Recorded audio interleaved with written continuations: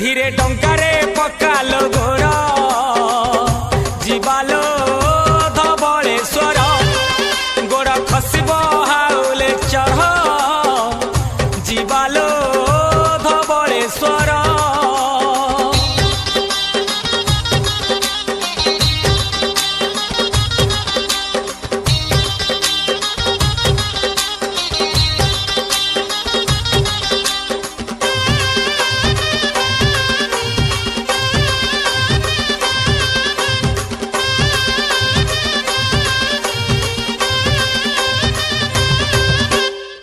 धवलेश्वरंक करुणा लभिले अंधत पाए नयन छोटा चाली पारे मुख कही पारे निसंतानर संतान।